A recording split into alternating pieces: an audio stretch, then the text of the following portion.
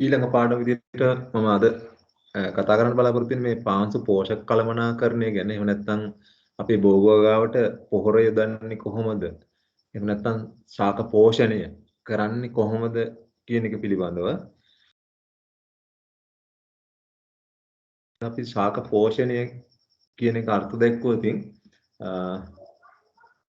ශාක පෝෂණය වෙන්නේ. එහෙම නැත්නම් ශාක වලට අවශ්‍ය පෝෂණය ඒගොල්ලෝ ලබා ගන්නේ අවට පරිසරයෙන්.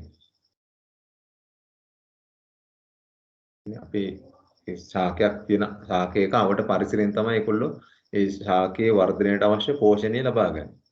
දැන් බොහොමයක් ශාක පෝෂක ගන්නේ පසෙන්. සමහර ශාක ඒගොල්ලන්ට අවශ්‍ය පෝෂක වායුගෝලයෙන් ගන්නවා.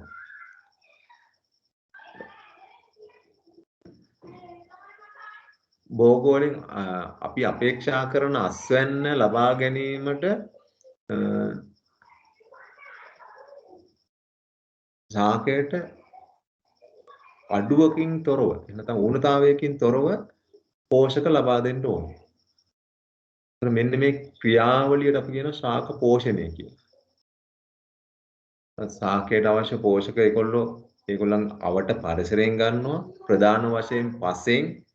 එහෙම නැත්නම් සමහර ශාක වායුගෝලයෙන් ශාක පෝෂක වායුගෝලයෙන්ුත් ගන්නවා. ඒකට භෝගෝලයෙන් අපි බලාපොරොත්තු වෙන අස්වැන්න ලබා ගන්න නම් අස්වැන්න ලබා ගැනීමට අපි මේ ශාක වලට අවශ්‍ය කරන පෝෂක නිසියාකාරව නිසි වේලාවට ලබා දෙන්න ඕනේ. මෙන්න මේ ශාක වලට අවශ්‍ය කරන පෝෂක නිසි වේලාවට නිසි ප්‍රමාණයට ලබා දෙන එකට කියනවා ශාක පෝෂණය කියලා. ඒකට අපි දන්නවා ශාක වල ආහාර නිෂ්පාදන ක්‍රියාවලියක් වෙනවා. ඒකට අපි කියනවා ප්‍රභා සංශ්ලේෂණය කියලා. මේ ප්‍රභා සංශ්ලේෂණය ශාක සිද්ධ කරන්නේ හිරු එළිය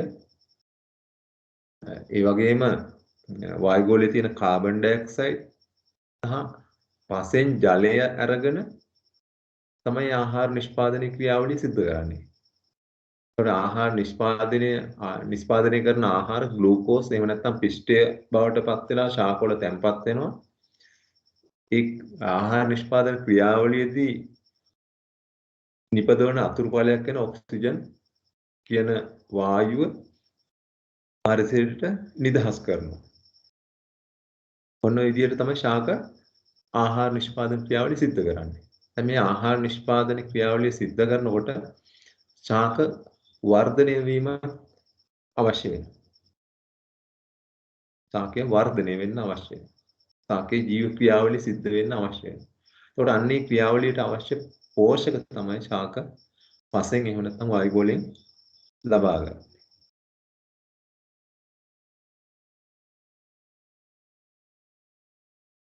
ශාක පෝෂණය කියන එක තව විදිහට කිව්වොත් ශාකයක ප්‍රශස්ත වර්ධනයක් පවත්වා ගැනීම සඳහා ශාක වර්ධනයට අවශ්‍ය ශාක පෝෂකයන් මේවා මූලද්‍රව්‍ය කියලා කියනවා අපි. ශාකයට ලබා දීමේ ක්‍රියාවලියට අපි කියන ශාක පෝෂණය කියලා. ශාකයක හොඳ වර්ධනයක් ලබා ගන්න. එහෙම නැත්නම් හොඳ වර්ධනයක් පවත්වා ගන්න. එහෙම නැත්නම් ශාකයක ප්‍රශස්ත වර්ධනයක් පවත්වා ගන්න. ශාක වර්ධනයට අවශ්‍ය ශාක පෝෂකයන් ශාකයට ලබා දෙන එක තමයි ශාක පෝෂණය කියලා කියන්නේ. දැන් අපි සැලකුවොත් මිනිසුන් සැලකුවොත් මිනිසුන්ගේ වර්ධනයට යම්කිසි පෝෂක අවශ්‍ය වෙනවා. කාබෝහයිඩ්‍රේට්, ප්‍රෝටීන්, ඛනිජ ලවණ, විටමින් ඒ වගේ දේවල් අවශ්‍ය වෙනවා. ඒ වගේ තමයි ශාකීය වර්ධනයට යම් යම් මූලද්‍රව්‍ය අවශ්‍ය වෙනවා. ඒ මූලද්‍රව්‍ය තිබුණොතින් තමයි ශාකයක් හොඳින් වර්ධනය වෙන්නේ. ඒත් ශාකයක් හොඳින් වර්ධනය වුණොත් තමයි ශාකයෙන් අපි බලාපොරොත්තු වෙන අස්වැන්න අපිට ලබා ගන්න පුළුවන් වෙන්නේ. එතකොට මේ ශාකවල ක්‍රියාත්මක වෙන පෝෂක චක්‍රය කියලා එකක්. ඒතර අපි අවට ශාකවල පෝෂක චක්‍රය කියලා එකක්. ප්‍රධාන වශයෙන් මේ පෝෂක චක්‍රයට අයිති වෙන්නේ ශාක සහ පස සම්බන්ධයෙන්. ශාක, පස සහ පාංශු පරිසරය සහ වායු පරිසරය. ඒකට ශාකවල අපි පටන් ගත්තදී ශාක වලින් ඉවත් වෙන්න. එහෙම නැත්නම් ශාක වලින් පරිණත වෙලා පොළොවට වැටෙන පත්‍ර සහ අනිසකුත් ශාක කොටස්. ඒ වගේම ජීවීන්ගේ කොටස් වියෝජනය වෙලා පසේදී මූලද්‍රව්‍ය බවට පත් වෙනවා. ಖನಿජ බවට පත් වෙනවා. ඒවා ආපහු ශාක අවශෝෂණය කරගන්නවා. ශාක අවශෝෂණය කරගන්නවා. ශාක වර්ධනය වෙනවා. ඒ වර්ධනය වෙන ක්‍රියාවලියේදී ආපහු ශාක පත්‍ර ශාක කොටස් ආපහු පසට එකතු වෙනවා. ඔන්න ඔය වගේ චක්‍රීය ක්‍රියාවලියක් සිද්ධ වෙනවා. මේකට කියන මේ පෝෂක චක්‍රය කියලා. ඒතකොට මීට අමතරව වර්ෂා ජලය සහ වාතය කියන එක මේ හා සම්බන්ධ වෙනවා. මේ පෝෂණ චක්‍රය ක්‍රියාත්මක වෙනවා. මේක අපේ ස්වාභාවික පරිසරයේ නිරන්තරයෙන් සිද්ධ වෙන ක්‍රියාවලියක්. ඒකට යම් අවස්ථාවකදී මේ පරිසරයෙන් එනතන ශාක වලින් ලැබෙන මූලද්‍රව්‍ය ප්‍රමාණවත් නොවුනොත් මේ ශාකයේ වර්ධනයට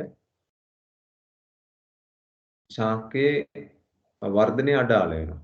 දැන් අපේ භෝග වලට අපේ භෝග තියෙන පරිසරයේ මේ ශාක කොටස් එහෙම නැත්නම් සත්ව කොටස් ප්‍රමාණවත් නොවුනොත් අපේ භෝග වර්ධනයට අවශ්‍ය khනිජ එහෙම නැත්නම් මූලද්‍රව්‍ය ලබා දෙන්න ඒ භෝගයේ වර්ධනය අඩාල වෙන්න පුළුවන්. ඒ නිසා ඒ භෝගයේ වර්ධනය අඩාල වෙන එක වළක්වා ගන්න අපි මේ චක්‍රයට පිටතින් ශාකයට අවශ්‍ය පෝෂක ද්‍රව්‍ය ලබා දෙන්න ඕනේ. මෙන්න මේකට තමයි අපි කියන්නේ ශාක පෝෂණය කියලා. මේ සඳහා අපි පාවිච්චි කරන රසායනික සහ කාබනික පොහොර.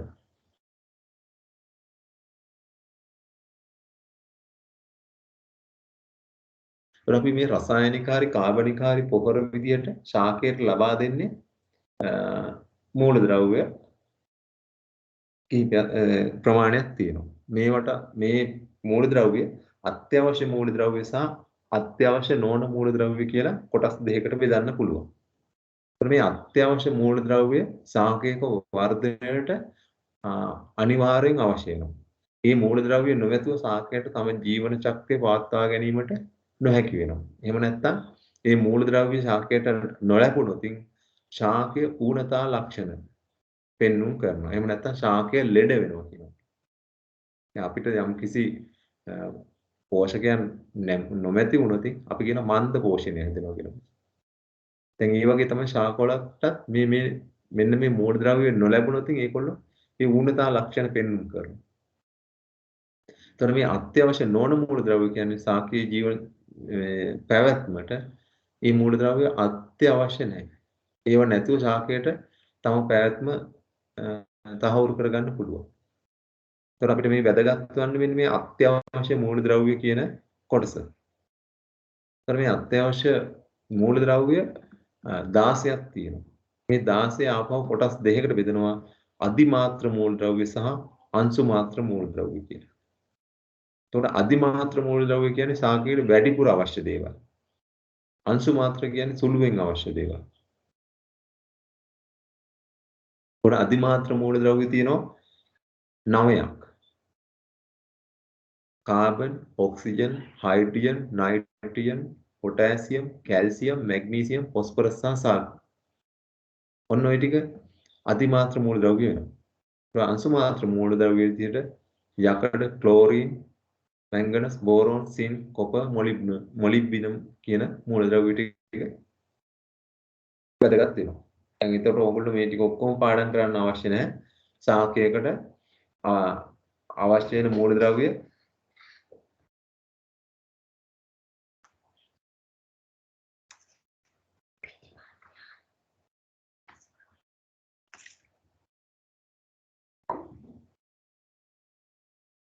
අපි මතක තියාගන්න අවශ්‍ය වෙන්නේ මේ අත්‍යවශ්‍ය මූලද්‍රව්‍ය මොනවද? මොනවද මේ අත්‍යවශ්‍ය මූලද්‍රව්‍ය කියලා කොටසක් තියෙනවා. ඒකෙත් අධිමාත්‍ර සහ අංශු මාත්‍ර මූලද්‍රව්‍ය කියලා කොටස් දෙකක් තියෙනවා කියන එක.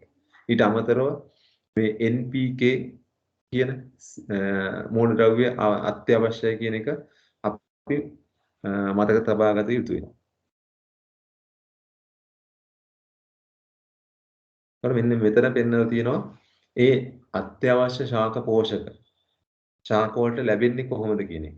කොට කලින් කිව්ව විදිහට අත්‍යවශ්‍ය පෝෂක වලින් මහා පෝෂක 9ක් සහ ශුද්‍ර පෝෂක 7ක් තියෙනවා. කොට මහා පෝෂක කියන්නේ වැඩි ප්‍රමාණ වලින් ශාකයට අවශ්‍ය කරන පෝෂක එහෙම නැත්නම් මූලද්‍රව්‍ය. මේ විදිහ ඒ මහා පෝෂක carbon, hydrogen, oxygen, nitrogen, phosphorus, potassium, calcium, magnesium සහ සල්ෆර් කියන ටික තමයි මහා පෝෂක විදිහට හඳුන්වන්නේ. ඒතර මහා පෝෂක වලින් කාබන් කියන එක ගන්නේ වායු ගෝලයෙන්. ඒතර ප්‍රභා සංශ්ලේෂණයේදී කාබන් ඩයොක්සයිඩ් කියන වායුව හරහා තමයි මේ කාබන් කියන එක ගන්නෙ.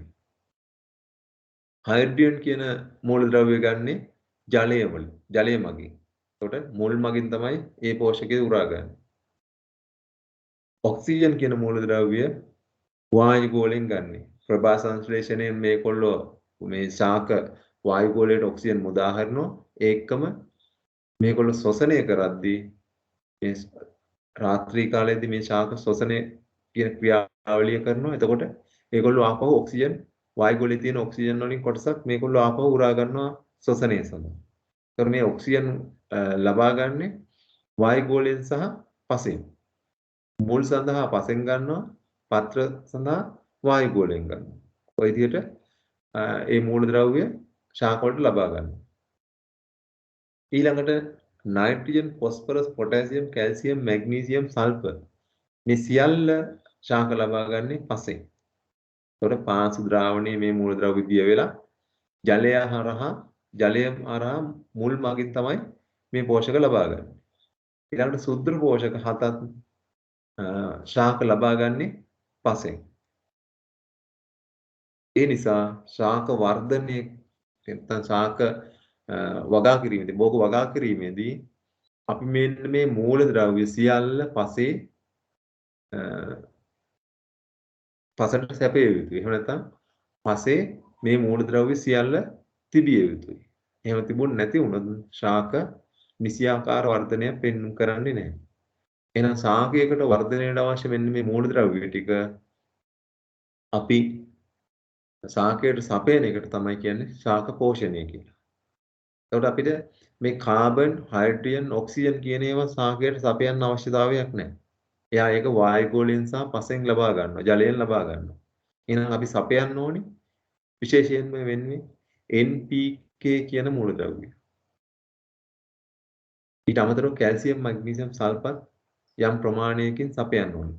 නමුත් සමහර වෙලාවට පසේ ඒ තියෙන ප්‍රමාණය ප්‍රමාණවත් වෙනවා ශාක වර්ධනයට. ඒකට අපිට පිටතින් ඒ දේවල් සපයන්න අවශ්‍යතාවයක් නැති වෙන්න පුළුවන්. නමුත් අපි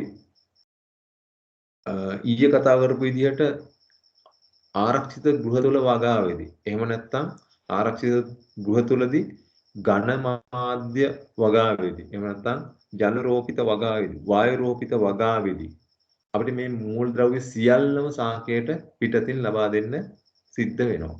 මොකද අපි કૃත්‍රිම මාධ්‍යයක වගා කරන්නේ. ඒ නිසා ඒ કૃත්‍රිම මාධ්‍ය මේ පෝෂක අන්තර්ගත වෙන්නේ නැහැ.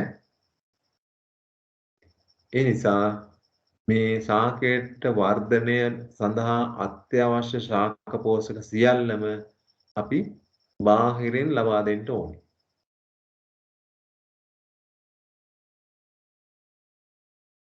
ඒකට ඒ કૃත්‍රිම මාධ්‍යයක වගා කරනවා.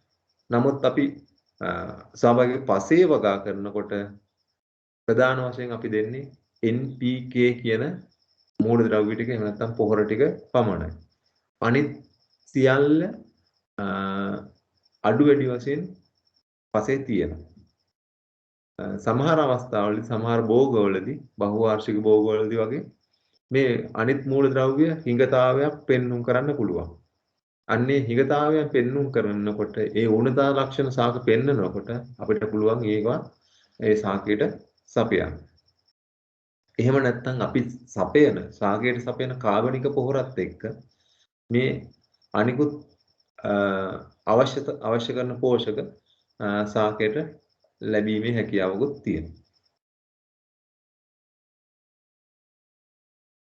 ඊළඟට අපි බලමු මේ මූලද්‍රව්‍යයි මේ මූලද්‍රව්‍ය සාකයේ ඇතුලේ මොනවද කරන්නේ කියලා. මේ මූලද්‍රව්‍ය වලින් සාක මොනවද කරගන්නේ කියලා. එකක් තමයි ප්‍රධාන මූලද්‍රව්‍ය තමයි නයිට්‍රජන්. මේ නයිට්‍රජන් කියන මූලද්‍රව්‍ය වැදගත් වෙනවා සාකවල වර්ධනයට. ඒ වගේම අස්වනු නිෂ්පාදනයටත් වැදගත් වෙනවා. එතකොට සාක වර්ධනය වෙන කාලෙදී, ඒ කියන්නේ පැල ඉඳලා සාක වැඩෙන කාලෙදී අපි මේ නයිට්‍රජන් කියන මූලද්‍රව්‍ය සාකයට සපයන්න ඕන. අස්වැන්න නෙලනකොට අස්වැන්නු හැදෙනකොට එනත්තම් ගෙඩි කරල් හැදෙනකොට මේ නයිට්‍රජන් මූලද්‍රව්‍ය අවශ්‍ය වෙනවා. ඒ නිසා ඒ කාලේට මේ නයිට්‍රජන් සපයන එක වැදගත් වෙනවා. ඒකට මේ නයිට්‍රජන් නැති වුණොතින් ශාක ඌනතා ලක්ෂණ පෙන්වනවා. ඒගොල්ලන්ට මේ නයිට්‍රජන් මදි කියලා අපිට අඟවනවා. මේවට කියන ඌනතා ලක්ෂණ කියනවා. પણ නයිට්‍රජන් නැති වුණාම ශාක පෙන්වන ලක්ෂණ තමයි මෝරපු පත්‍ර. එහෙම නැත්නම් පහළ තියෙන පත්‍ර. ශාකයක පැලැටියක පහළ තියෙන පත්‍ර කහ පාට වෙන්න ගන්නවා. මේ නයිට්‍රජන් හිඟ වුණාම. ඒකම වර්ධනය අඩු වෙනවා. ශාක කුරු වෙන්න ගන්නවා. ඒ වගේම මල් සහ ගෙඩි විකෘති වෙනවා. නියමාකාර විදිහට හැදෙන්නේ නැහැ. ඒකම අස්වැන්නත් අඩු වෙනවා. ඔන්න ඔය වගේ ලක්ෂණ ශාක පෙන්눔 කරනවා නයිට්‍රජන් කියන පෝෂකය ඌන වුණාම. මේ නයිට්‍රජන් පෝෂකය ඌන වුණාම මේ මේරු පත්‍ර කහ පාට වෙන්නේ ඇයි? පහළ තියෙන පත්‍ර කහ පාට වෙන්නේ ඇයි? ඒකට හේතුව තමයි මේ නයිට්‍රජන් කියන මූලද්‍රව්‍ය එහාට මෙහාට ගමන් කරන්න පුළුවන් ශාක ඇතුලේ.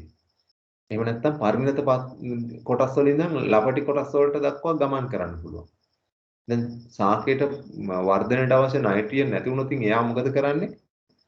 පරිණත පත්‍ර වලින්. එහෙනම් වයසක පත්‍ර වලින් ඒවා උරා ගන්නවා. උරාගෙන අලුතෙන් වර්ධනය වෙන කොටස් වලට සපයනවා. ඒ නිසා තමයි ශාක පහළ පත්‍ර මේරු පත්‍ර කහ පාට වෙන්න ගන්න.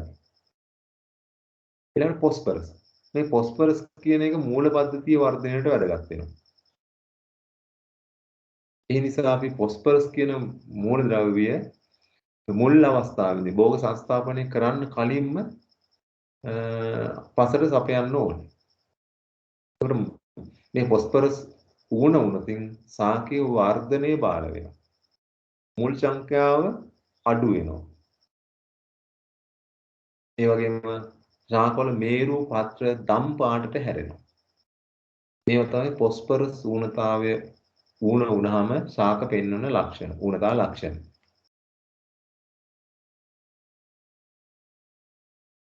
ඊළඟට පොටෑසියම්. පොටෑසියම් පොහොර විශේෂයෙන් වැදගත් වෙන්නේ මේ අස්වනු සඳහා. එහෙනම් පුෂ්ප පිපෙන්නේ එහෙම නැත්නම් පුෂ්පීකරණයට පලහට ගැනීමට මේ පොටෑසියම් කියන මූලද්‍රව්‍ය ඉතාම වැදගත් වෙනවා. එතකොට මේ ශාක තුල එන්සයිම් වල ක්‍රියාකාරීත්වයටත් මේ පොටෑසියම් කියන මූලද්‍රව්‍ය ඉතාම වැදගත් වෙනවා. එතකොට මේ මූලද්‍රව්‍ය ඌණ වුණාම පත්‍ර දාර කහ පාට වෙනවා. පත්‍රයේ දාර දිගේ කහ පාට වෙනවා. ඊට පස්සේ ටික දවසකින් පත්‍ර දාර පිලිස්සුණු ස්වභාවයක් ගන්නවා මේ පොටෑසියම් කියන මූලද්‍රව්‍ය ඌණ වුණාම. මේ තියෙන්නේ ඌණතා ලක්ෂණ. නයිට්‍රජන්, ફોස්ෆරස් සහ පොටෑසියම් ඌණතා ලක්ෂණ තමයි මේ පින්තූර වලින් පෙන්වන්නේ. ඒකට නයිට්‍රජන් ඌණ වුණාම මේරු පත්‍රය කහ පාට වෙනවා. ફોස්ෆරස් ඌණ වුණාම මේරු පත්‍ර දම් පැහැයට හැරෙනවා. පොටෑසියම් ඌණ වුණාම පත්‍ර දාර කහ පාට වෙනවා, පිලිස්සුණු ස්වභාවයක් ගන්නවා. ඔන්න විදිහට තමයි ඒ ඌණතා ලක්ෂණ ශාක විසින් පෙන්눔 කරන්නේ.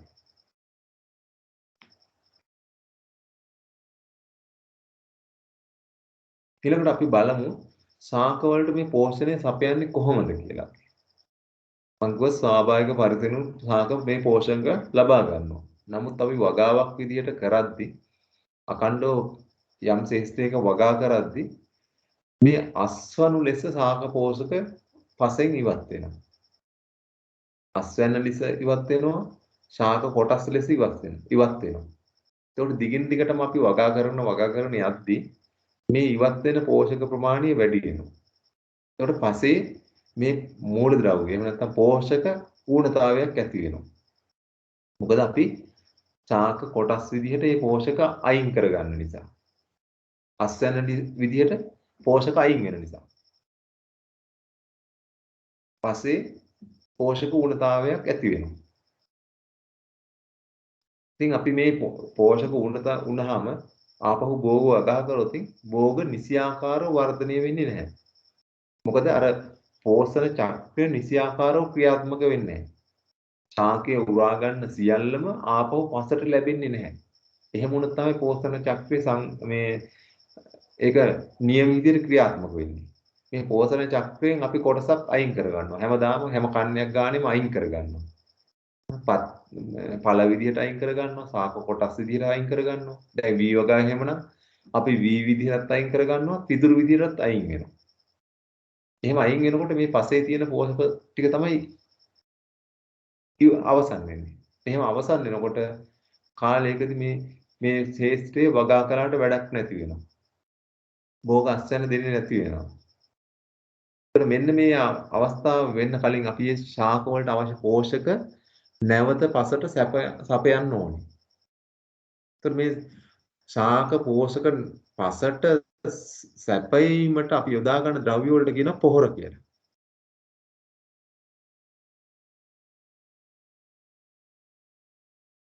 භෝගවගාවේදී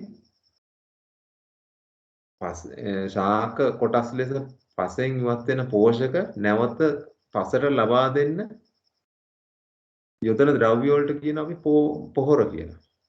එතකොට මේ පොහොර වර්ග දෙකක් තියෙනවා. එකක් තමයි කාබනික පොහොර, අනිත් එක තමයි රසායනික පොහොර. කාබනික පොහොර කියලා කියන්නේ ඒකට මේ ජීවි සම්භවයක් තියෙනවා. ඒවා ජීවි කොටසක්. සත්ව කොටස් වෙන්න පුළුවන්, ශාක කොටස් වෙන්න පුළුවන්.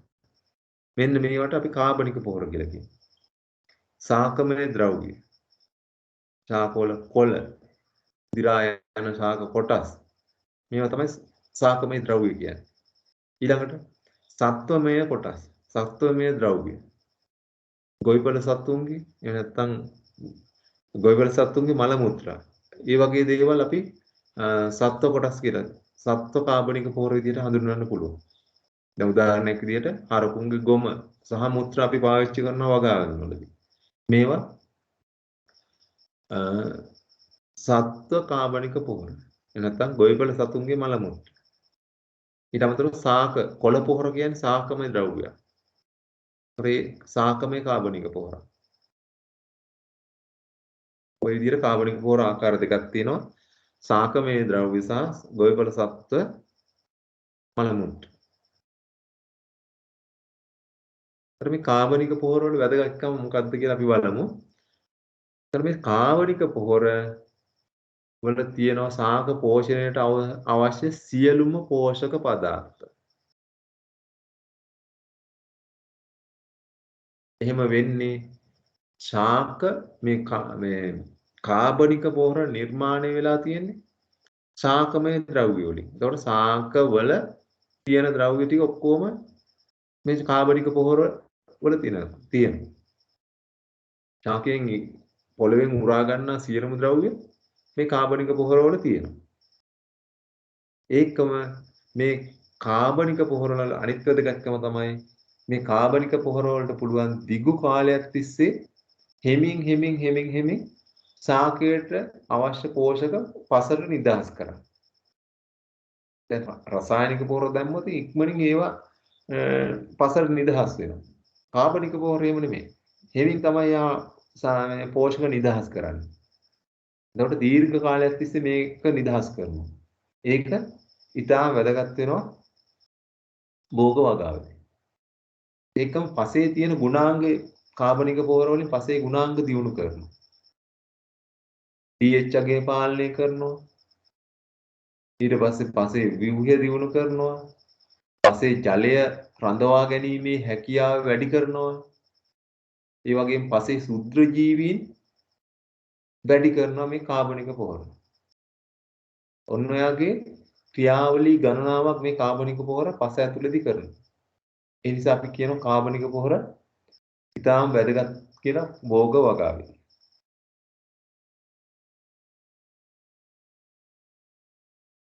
හැබැයි සමහර ගැටලුත් තියෙනවා මේ කාබනික පොහොරත් එක්ක. අපි කාබනික පොහොර භාවිතයේදී යම් යම් ගැටලුත් වලටත් මුහුණ පාන්න සිද්ධ වෙනවා. එකක් තමයි මේ කාබනික පොහොර වල අඩංගු පෝෂක ප්‍රමාණය අඩුයි. අපි උදාහරණයක් විදිහට ගත්තොත් නයිට්‍රජන් කාබනික පොහොර වල නයිට්‍රජන් 101ක් 2ක් වගේ ප්‍රමාණයක් තමයි තියෙන්නේ. ඒතර සාකයකට ගොඩාක් සාකයක් වර්ධනය වෙන ගොඩක් නයිට්‍රජන් අවශ්‍ය වෙනවා.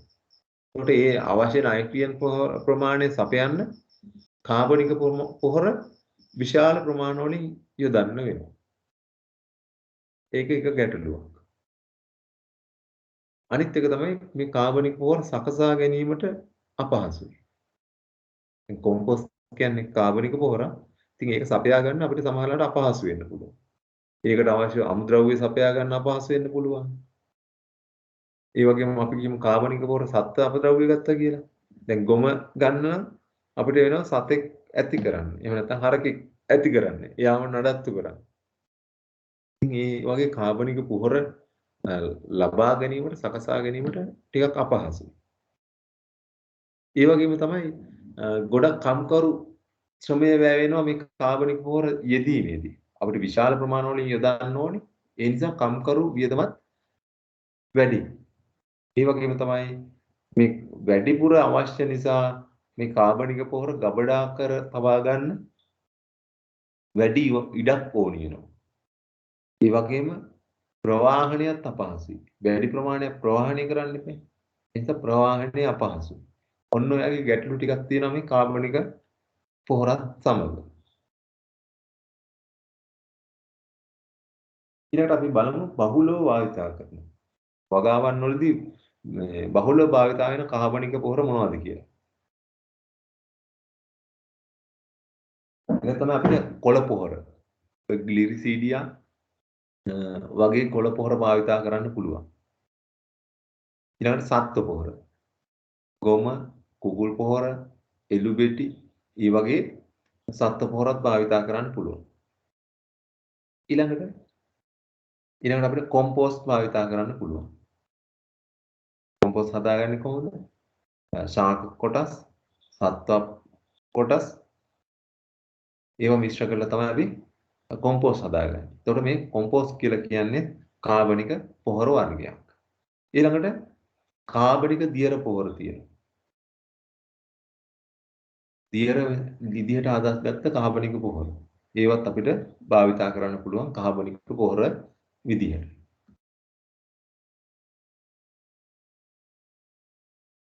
ඊළඟට අපි බලමු මේ නිකන් අපේ දැනුවත් වීමට මේව මතක තියාගන්න අවශ්‍ය නැහැ. නමුත් මෙන්න මේ කොළ මොනවද අපිට කොළ පොහොර කියන කොළ පොහොර විදිහට භාවිතා කරන්න පුළුවන් දේවල් මොනවද කියලා මතක තියාගන්න. නමුත් මේ සංඛ්‍යා මතක තියාගන්න අවශ්‍ය වෙන එකක් නැහැ.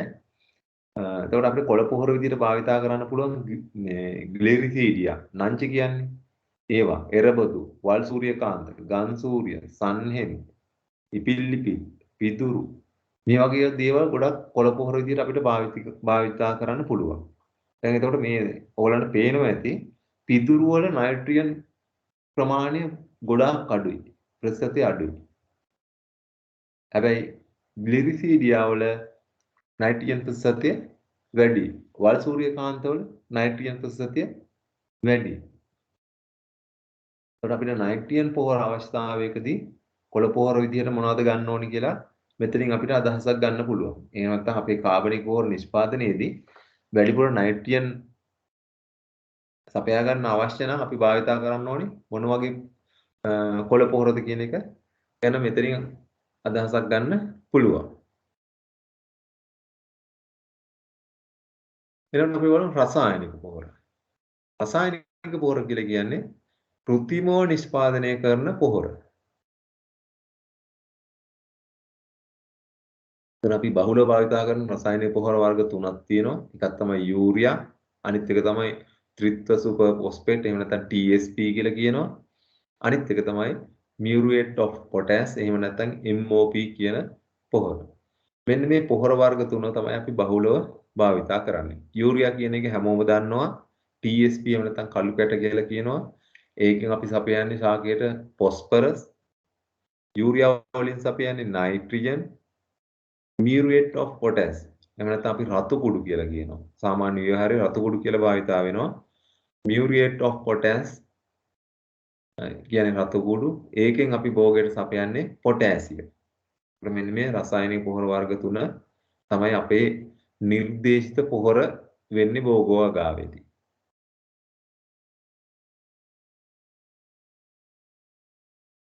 අපි බලමු ඒකට රසායනික පොහොර වර්ගයයි ඒකේ අඩංගු පෝෂක මොනවද මේ ප්‍රතිශතය මොනවද කියලා. දැන් අපිට යූරියා කියන එක අපි දන්නවා ඒකේ අඩංගු වන පෝෂකය තමයි නයිට්‍රජන්. යූරියා වල තියෙන 146ක් නයිට්‍රජන්. අපි යූරියා කිලෝ 100ක් ගත්තොත් ශාකයට ගන්න පුළුවන් නයිට්‍රජන් කිලෝ 46ක්. ඒකයි මෙතනින් අදහස් වෙන්නේ. යූරියා විදිහට ගන්න ඔක්කොම ශාකයට අවශ්‍ය කරන දේවල් නෙමෙයි. යූරියා කිලෝ 100ෙම තියෙන්නේ ශාකයට අවශෝෂණය කරන දේවල් නෙමෙයි. අවශ්‍ය දේවල් නෙමෙයි. නයිට්‍රජන් එතන ශාකයට අවශෝෂණය කරන්නේ නයිට්‍රජන් විදිහට. නයිට්‍රජන් තියෙන්නේ 46. 100ක් ගත්තොත් 46. එතකොට ඇමෝනියම් සල්ෆේට් කියන්නේ නයිට්‍රජන් අඩංගු පෝෂකයක්. ඒකේ තියෙනවා 120ක් නයිට්‍රජන්. ඊට පස්සේ රොක් ෆොස්ෆේට්. අපේ රටේ තියෙනවා එප්පා වල රොක් ෆොස්ෆේට් කියලා. ඒකේ තියෙනවා 127ක් 30ක් විතර ෆොස්ෆරස්. ඊළඟට TSP ත්‍රිත්ව සුපර් ෆොස්ෆේට්. ඔය කළු කැට කියලා අපි ගන්න කඩවල වලින්. ඒකේ තියෙන ෆොස්ෆරස් 145ක්. ඒ කියන්නේ කිලෝ 100ක් අතරින් ශාකයට ගන්න පුළුවන් ඒකෙන් ෆොස්ෆරස් කිලෝ 45ක්. ඊළඟට muriate of potash රතු කුඩු කියන එක. ඒකේ තියෙන පොටෑසියම් 160ක්. රතු කුඩු කිලෝ 100ක් ගත්තොත් ශාකයට ගන්න පුළුවන් එතනින් පොටෑසියම් කිලෝ 60ක්. ඔන්න ඔය විදිහට තමයි රසායනික පොහොර සහ ඒවැය තියෙන පෝෂක ප්‍රතිශතය තියෙන්නේ. ඊළඟට අපි බලමු භෝග වලට පොහොර යොදන ආකාර ගැන. යොදන ක්‍රම ගැන. යොදන අවස්ථා ගැන. ඒතර භෝග වලට පොහොර යොදන අවස්ථා ප්‍රධාන අවස්ථා දෙකක් තියෙනවා.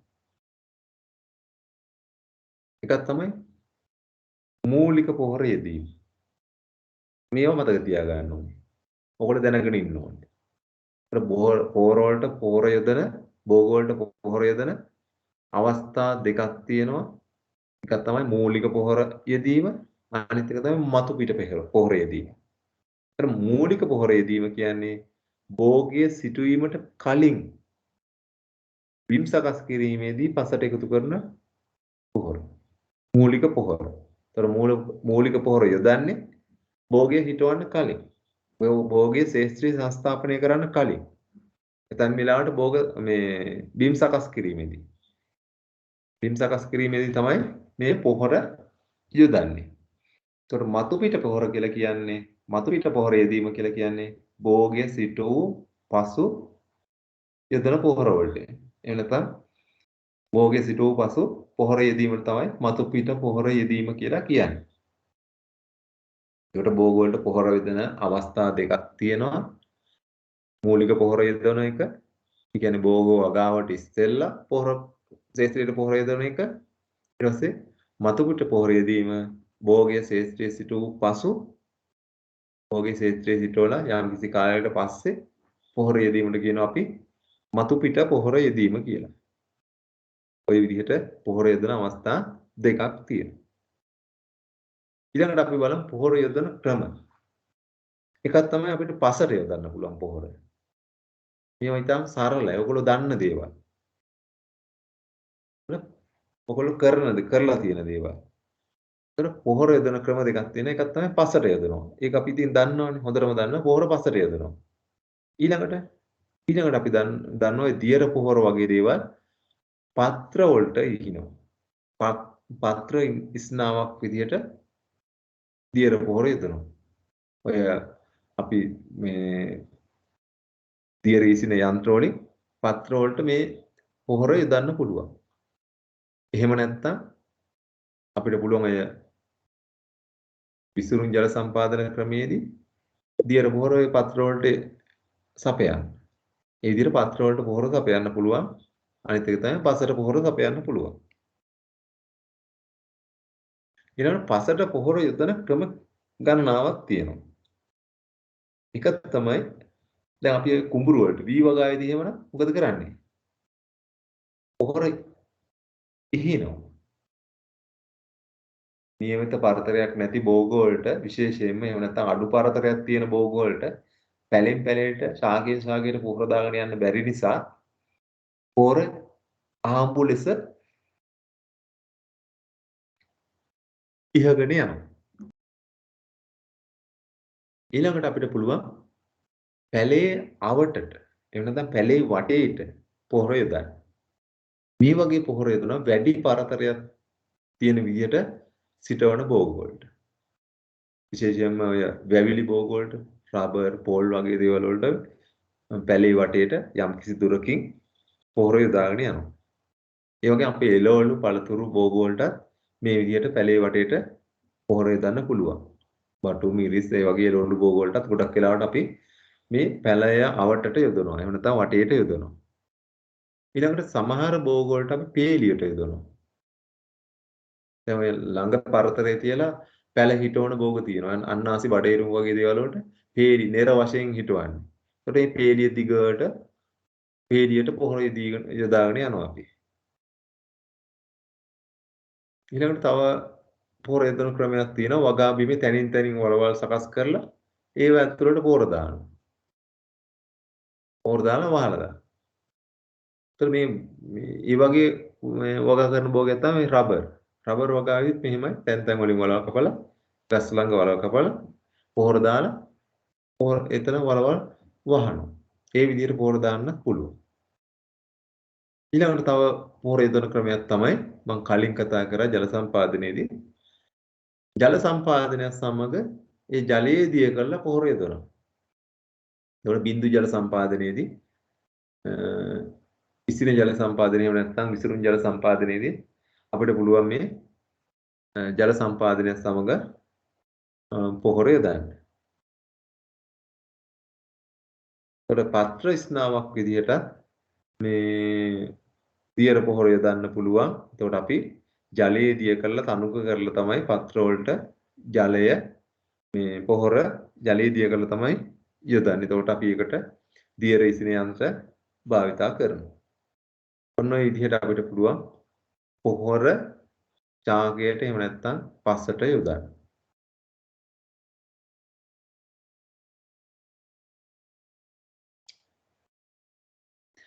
එතකොට අපි මේ යොදන පොහොර වලින් 100%ක්ම යොදන පොහොර 100%ක්ම සාකය ලබා ගන්නවද? නැහැ. අපි යොදන පොහොර වලින් 100%ක්ම පොහොර කිලෝ 100ක් යදුවොත් ඒ 100ම සාක වලට ලබා ගන්නේ නැහැ. මේ පොහොර වලින් සමහර කොටසක් සාකයට ලබා ගන්න බැරි වෙනවා. ඇයි ඒ?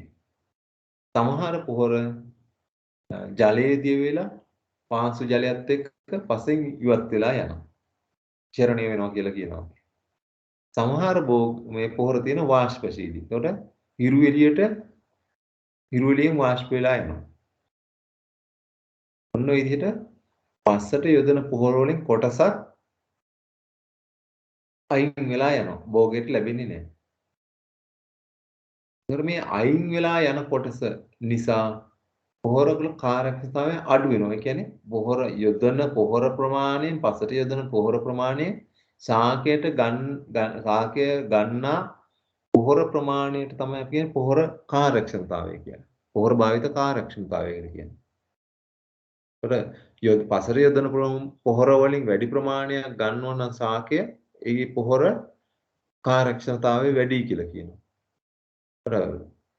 යම් මේකකින් පසර යොදන පොහොර වලින් අඩු ප්‍රමාණයක් නම් සාකය ගන්නෙ. එතකොට කාර්යක්ෂමතාවය අඩුයි කියලා අපි කියනවා.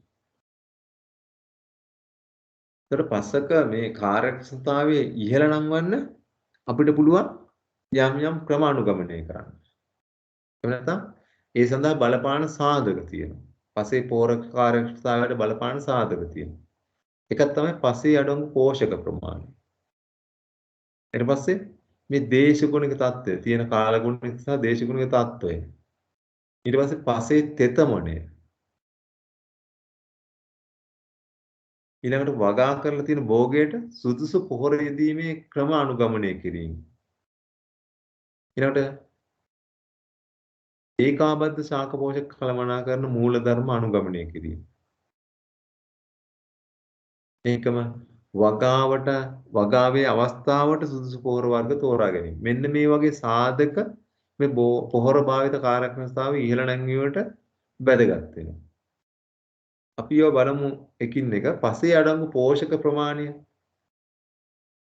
දැන් අපේ කෘෂිකර්ම දෙපාර්තමේන්තුවේ නිර්දේශයක් කියනවා යම් කෙනෙක් අපේ වගාවට පොහොර යොදනවා නම් පොහොර යොදන්න කලින් පස පරීක්ෂා කරලා බලලා අවශ්‍ය අවම පොහොර ප්‍රමාණය යොදන්න කියලා. එහෙම නැතුව හිතුව මතයට පොහොර යොදන්න එපා කියලා. එහෙම වුණොත් පොහොර භාවිත කාර්යක්ෂමතාවය වැඩි කරගන්න පුළුවන්. එතකොට අපි දෙන්නේ පසට අවශ්‍ය පොහොරම විතරයි. අවශ්‍ය ප්‍රමාණයම විතරයි. එහෙම නැතුව පස පරීක්ෂා කරන්නේ නැත්නම් අපි දන්නේ පසට කොච්චර පොහොර ඕනිද කියලා. අපි ඔහේ ගෙනහැල්ලා ගොඩ ගහනවා පසට. නමුත් අපි දන්නේ පසට කොච්චර ඕනිද කියලා. ඒකට පස කරන්නේ යාට අවශ්‍ය ටික විතරක් තියාන අනිත් ටික එක්කලා දාන එක. ඒතකොට කාර්යක්ෂමතාවය අඩු වෙනවා. ඊළඟ තමයි දේශගුණික தত্ত্বය නැත්නම් කාලගුණික தত্ত্বය. වර්ෂාව අපි දන්නවා වර්ෂාව වැඩි වෙලාවේදී පොහොර යෙදුවොතින් ඒවා සේදිලා පසෙන් ඉවත් වෙන්න පුළුවන්. ඒ වගේම තමයි අධික හිරු එළිය තියෙන වෙලාවට පසර යෙදුවොතින් මේ පොහොර මේ සාර්ථක ප්‍රතිඵල අත් කර දෙන්නේ නැහැ. ඒ නිසා සුදුසු වෙලාවේදී සුදුසු කාලගුණික தত্ত্ব තියෙනකොට පොහොර යෙදීම වැදගත් වෙනවා. ඊළඟට පසේ තෙතමන தত্ত্বය. රසායනික පොහොර වලින් උපරිම ප්‍රයෝජන ගන්නම් පසේ තෙතමනය තියෙන්න ඕනේ. තෙතමනයත් එක තමයි පසේ පාස් ද්‍රාවණය සකස් වෙන්නේ. ඒතකොට පසේ තෙතමනයත් එක ඒවා පොහොර දිය වෙලා ශාකයට උරා ගන්න හැකි තත්ත්වයටපත් වෙනවා. ඊළඟට අපි වගා කරලා තියෙන භෝගයට සුදුසු ක්‍රමයට යොදන්න ඕනේ.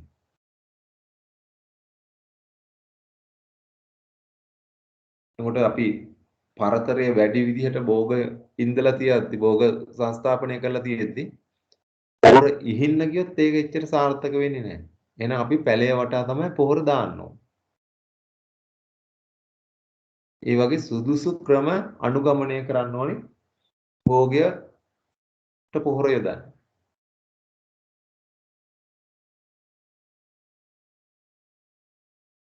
අපි බලමු ඊට පස්සේ වෙළඳ පොලෙන් අපිට පොහොර කොහොමද මොන විදිහට ලබා ගන්න පුළුවන් කියලා.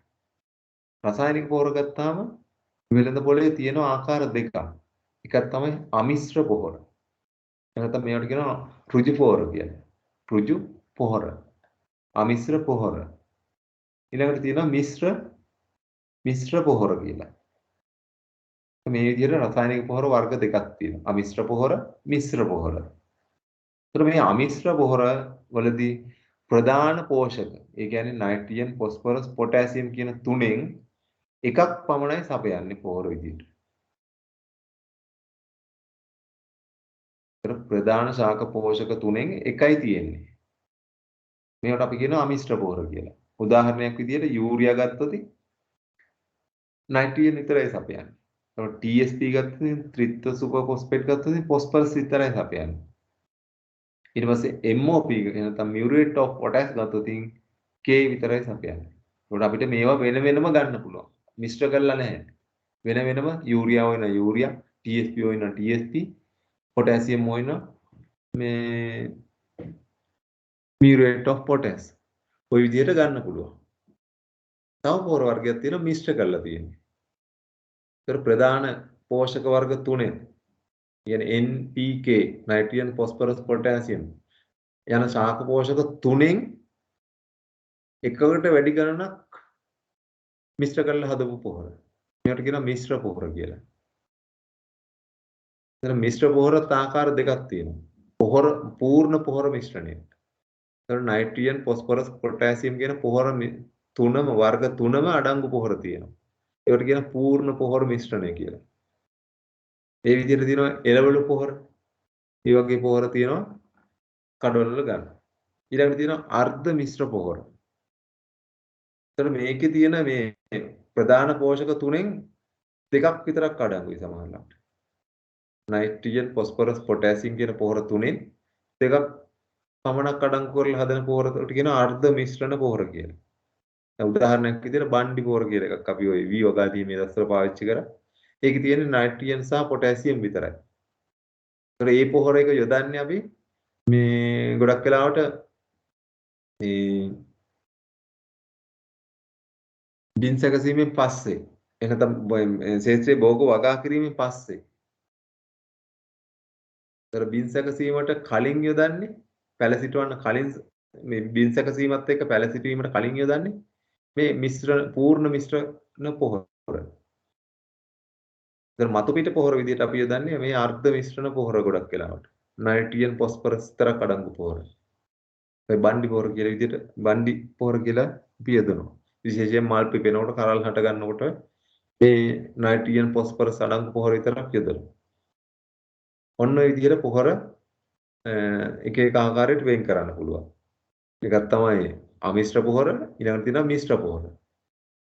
අමිශ්‍ර පොහොර වල පොහොර කියන්නේ ප්‍රධාන ශාක පෝෂක තුනෙන් එක පෝෂකයක් විතරක් ගන්න පුළුවන් පොහොර. මිශ්‍ර පොහොර කියන්නේ ප්‍රධාන ශාක පෝෂක වර්ග එකකට වැඩිය මිශ්‍ර කරලා හදලා තියෙන පොහොර. ඒවයි පූර්ණ පොහොර මිශ්‍රණය සහ අර්ධ පොහොර මිශ්‍රණය කියලා දෙකක් තියෙනවා. පූර්ණ පොහොර මිශ්‍රණයේදී NPK කියන නයිට්‍රජන්, ෆොස්ෆරස්, පොටෑසියම් කියන පොහොර වර්ග තුනම අන්තර්ගතයි. අර්ධ මිශ්‍රණ පොහොරදී ඒ තුනෙන් දෙවර්ගයක් තමයි අන්තර්ගත වෙන්නේ.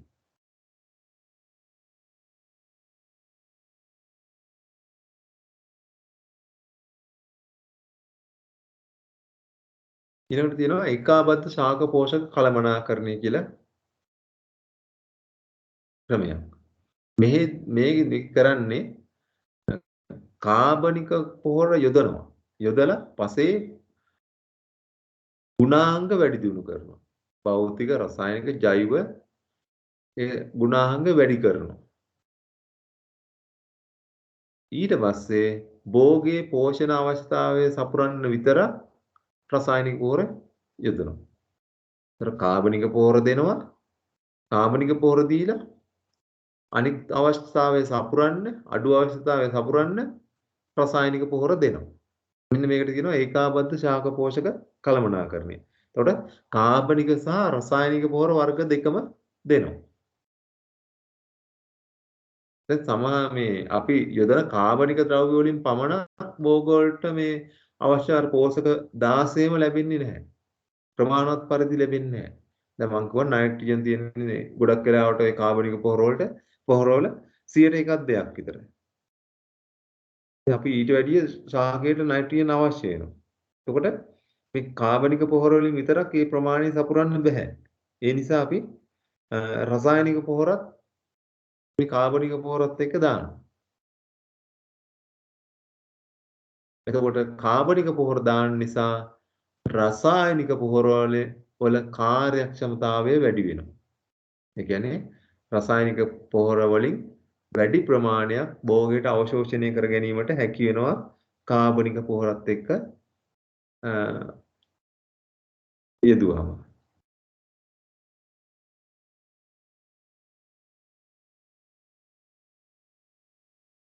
ඊළඟට අපි වගාවේ අවස්ථාවට සුදුසු පරිදි පොහොර තෝරා ගැනීමට පුළුවන් වෙන්න ඕනේ. අර පොහොර වර්ග තෝරා ගැනීමදී අපි බලනවා භෝග වර්ග යනවා. දැන් මම භෝග වර්ග වෙන් කළා එක එක විදිහට. දැන් මෙතෙන්දී මේ පොහොර වර්ග තෝරා ගැනීමේදී අපි සලකා බලනවා කෙටි කාලීන භෝග සඳහා සහ දිගු කාලීන භෝග සඳහා කියලා. කෙටි කාලීන භෝග ගත්තාම ගොඩක් වෙලාවට එළවලු භෝග එහෙම. එතකොට ඒකට සුදුසු පොහොර වර්ගය වෙනස් වෙනවා. දිගු කාලීන භෝග. ඒතර වැවිලි භෝග, පළතුරු භෝග වගේ ඒවාට තෝරගන්න ඕනේ පොහොර වර්ග වෙනස් වෙනවා. මේ තියෙන්නේ කෙටි කාලීන භෝග වලට පොහොර දාන සැලැස්ම සහ දිගු කාලීන භෝග වලට පොහොර දාන සැලැස්ම. එතකොට අපිට කෙටි කාලීන භෝග වගාවේදී මූලික පොහොර විදියට, ඒ කියන්නේ බිම් සැකසීමේදී යොදන පොහොර විදියට කාබනික පොහොර දාන්න පුළුවන්. යොදන්න පුළුවන්. ඊට පස්සේ NPK යන පෝෂක තුනම අඩංගු මිශ්‍රණයකුත් දාන්න. ඒ කියන්නේ මූලික පොහොර විදියට. එතකොට සාංක වලට අවශ්‍ය පොස්පරස් කියන එක. පොස්පරස් මූලද්‍රව්‍ය කියන එක එකවර තමයි යොදන්නේ. මූලික පොහොර විදියට යොදනකොට තමයි මේ පොස්පරස් යොදන්නේ. ඊට පස්සේ අපි මේ පොස්පරස් කියන එක එහෙම නැත්නම් TSP කියන එක යොදන්නේ නැහැ. ඒකට කෙටි කාලින භෝග වල මතු පිට පොහොර විදියට අපිට කාබනික පොහොරත් යොදන්න පුළුවන්. ඊළඟට මතු පිට පොහොර විදියට ඊළඟට යොදන්නේ අපි නයිට්‍රජන් සහ පොටෑසියම් අඩංගු මිශ්‍රණ විතරයි. පොස්පරස් අපි මතු පිට පොහොරක් විදියට කවදාකවත් කෙටි කාලින භෝග වල යොදන්නේ නැහැ. පොස්පරස් යොදන්නේ මූලික පොහොර විදියට බිම් සකසන අවස්ථාවේදී තමයි විතරයි. ඒ යොදන පොහොර ටික සාකේ ජීවිත කාලය පුරාටම ප්‍රමාණවත් වෙනවා. සමහර අවස්ථාවලදී මතු පිට පොහොර විදියට භෝග වර්ධනය වෙන අවස්ථාවේදී නයිට්‍රජන් විතරක් භාවිතා කරනවා. ඊළඟට මේ මතු පිට පස් විදියට නයිට්‍රජන් සහ පොස්පරස් යන පෝෂක දෙකම එකවර යොදන්න පුළුවන්. එතකොට මේ ශාකයට අවශ්‍ය කරන නයිට්‍රජන් සහ පොටෑසියම් කියන ඒවා ශාකයට අවශ්‍ය කරන ප්‍රමාණය වරින් වර පොඩ තමයි ශාකයට ලබා දෙන්නේ. එතකොට ශාකයේ පොහොර භාවිත කාර්යක්ෂමතාවය වැඩි වෙනවා. එතකොට දිගු කාලින භෝග සඳහා අපි කොහොමද පොහොර යොදන්නේ? ඒකත් මූලික පොහොර සහ මතු පිට පොහොර කියලා අවස්ථා දෙකකදී යොදනවා. මූලික පොහොර විදියට කාබනික පොහොර යොදන්න පුළුවන්. ඒ වගේම NPK නයිට්‍රජන් පොස්පරස් පොටෑසියම් කියන පෝෂක තුන අඩංගු පොහොර මුල් අවස්ථාවේදී යොදනවා. එතකොට P පොස්පරස් ලබා දෙන්න අපිට පුළුවන් ඔය රොක් පොස්පේට් කියන පොහොර භාවිතා කරන්න. එතකොට මේ රොක් පොස්පේට් වල ද්‍රාව්‍යතාවය දියවීමේ හැකියාව අඩුයි. ඒ හින්දා හිමින් දිය වෙලා තමයි පොහොර ලබා දෙන්නේ. ඒ නිසා මේවා දිගු කාලින භෝගනේ. දිගු කාලින භෝග වලට පොස්පරස් කියන එක හිමින් ලැබුණාම සුදුසුයි. එතකොට මේ පොස්පරස් අවශ්‍යතාවය අපි එකවර ලබා දෙන්නේ දිගු කාලින භෝග සඳහා. ඒවා ගොඩක් කල් අවුරුදු ගණනාවක් ශේෂ්ත්‍රයේ තියෙන නිසා පොස්පරස් අවශ්‍යතාවයත් සැරෙන් සැරේ අපිට ලබා දෙන්න පුළුවන්. ඒ නිසා දිගු කාලින භෝග වලදී මතු පිට පොහොර විදිහට නයිට්‍රජන්, පොස්පරස්, පොටෑසියම් කියන පෝෂක වර්ග තුනම අඩංගු වෙන්න පුළුවන්. ගොඩක් වෙලාවට භෝගයේ වර්ධනය අවස්ථාවේදී වර්ධනය වෙන කාලයේදී නයිට්‍රජන් පොහොර ලබා දෙනවා. භෝගයේ පළදරන කාලයේදී නයිට්‍රජන්, පොටෑසියම් මේ දෙකම ලබා දෙනවා. ඒකම වරින් වර පොස්පරස් පොහොරත් අපිට භෝගයට සපයන්න පුළුවන්. පොස්පරස් අවශ්‍යතාවය සපයන්න. ඔන්න ඔය විදිහට තමයි කෙටි කාලින භෝග සහ දිගු කාලීන භෝග සඳහා පොහොර යොදයි.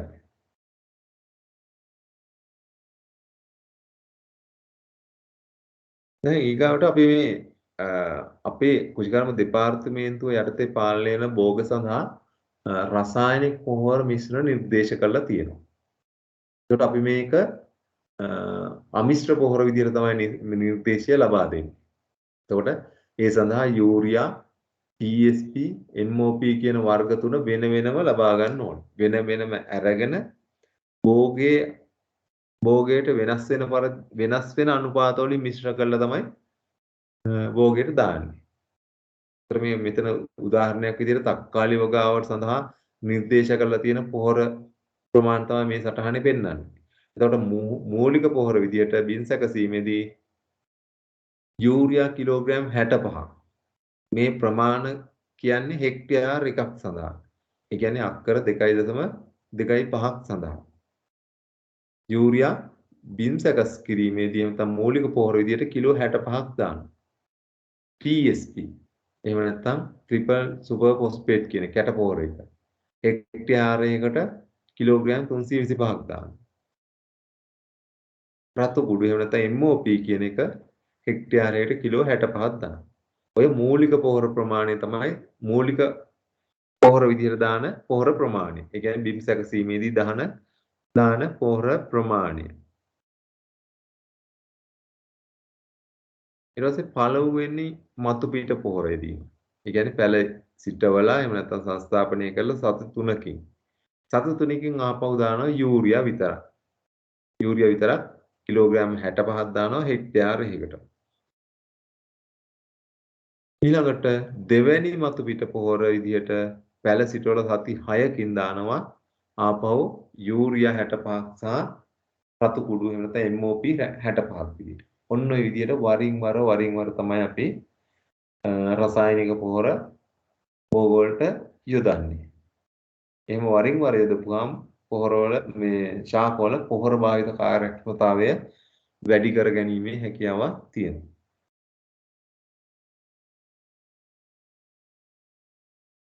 ඊට අපි බලමු අමිශ්‍ර පොහොර යෙදීමේ වාසි මොනවද කියලා. ඒ කියන්නේ තනි විදියට පොහොර අරන් යෙදීමේ වාසි. ඒතර අපිට පුළුවන් අර සටහනේ පෙන්නන මිශ්‍රණය හදාගන්න භෝගයට අවශ්‍ය ආකාරයට මේ මිශ්‍රණය හදාගන්න පුළුවන් අමිශ්‍ර විදිහට පොහොර ලබා ගත්තොත්. දැන් මිශ්‍ර කරලා තියෙන පොහොරක් ගත්තොත් අපි භෝගයට අවශ්‍ය විදිහට මේ මිශ්‍රණය හදාගන්න බැරි වෙනවා. ඒ කඩෙන් ගෙන ආපු විදිහටම NPK 3ම අඩංගු පොහොර දාන්න වෙනවා. නමුත් අපිට අමිශ්‍ර විදිහට පොහොර ගත්තොත් භෝගයට අවශ්‍යතාවයට අනුව මිශ්‍රණය සකස් කරලා සාකයට ලබා දෙන්න පුළුවන්. ඒ වගේම අමිශ්‍ර පොහොර මිලෙන් අඩුයි.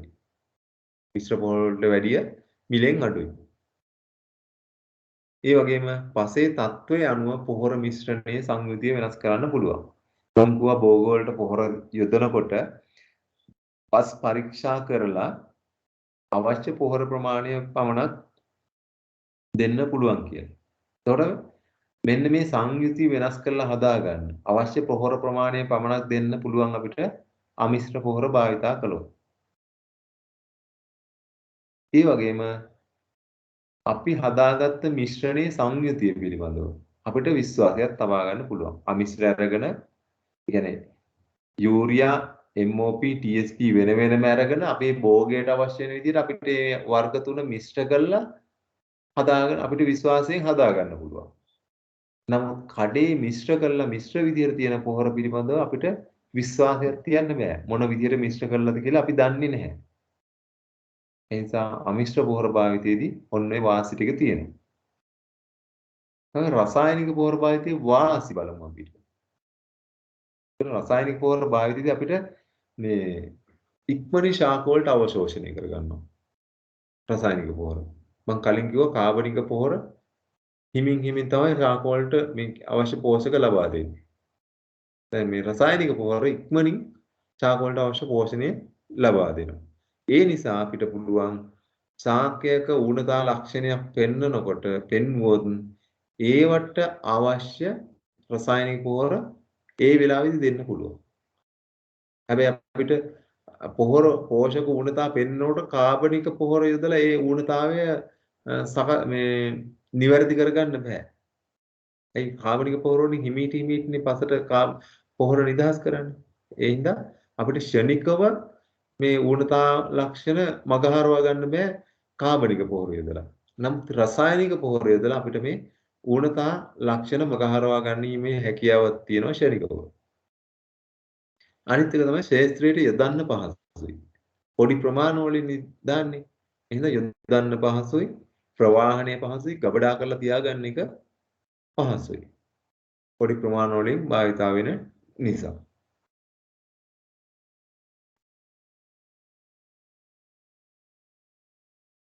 රසායනික පොහොර භාවිතය තියෙන අහිතකර බලපෑම් මොනවද බලමු. එක තමයි රසායනික පොහොර භාවිතයේ දිගින් දිගටම කරගෙන යනකොට පසේ pH අගය භෝග වගාවට සුදුසු නොවන ආකාරයට වෙනස් වෙන්න පුළුවන්. pH අගය වෙනස් වෙන්න පුළුවන් මේ රසායනික පොහොරත් එක්ක. අනිත් එක තමයි නිර්දේශිත ප්‍රමාණයට වැඩිය යෙදුවොත් ශාක වලට ඒක විෂ වෙන්න පුළුවන්. ශාක මිය යන්න පුළුවන්. ඒ වගේම රසායනික පොහොර වල මිල අධිකයි. ඒ වගේම සමහර පොහොර ගබඩා කරලා තියෙනකොට වායු ගොලයේ තියෙන ජල වාෂ්පත් එක්ක ප්‍රතික්‍රියා කරලා දිය වෙලා වෙන්න පුළුවන්. ඔය වගේ දේවල් වෙන්න පුළුවන්.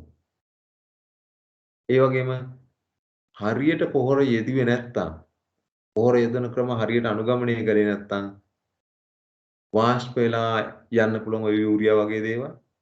ඒ වගේම ෂරණීය වෙලා යන්න. ඒ කියන්නේ පසෙන් ජලයත් එක්ක දිය වෙලා පසෙන් අයින් වෙන්න පුළුවන්. ඒ වගේ හානි වෙන්න පුළුවන්. කාබනික පොහොර වල ඒ වගේ වාෂ්ප වෙලා යන්නේ නැහැ. මේ ෂරණීය වෙන්නේ. ඒ වගේ වැඩ වෙන්නේ නැහැ කාබනික පොහොර වලින්.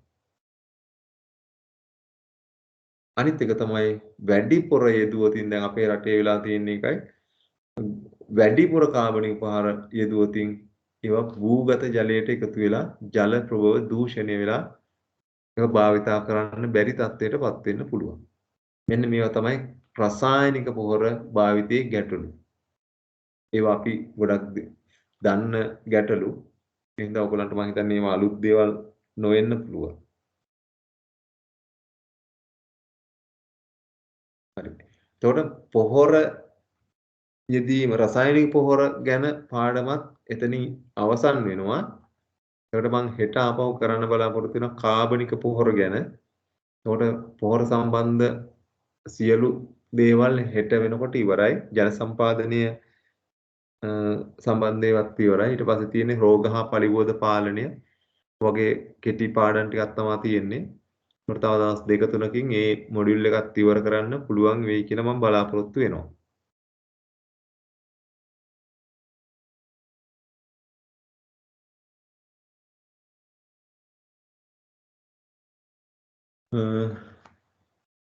ඔයාලට මොනවා හරි ගැටලු තියෙනවා නම් දැන් කෙටි වෙලාවක් අරගෙන ඒ ප්‍රශ්න යොමු කරන්න පුළුවන්.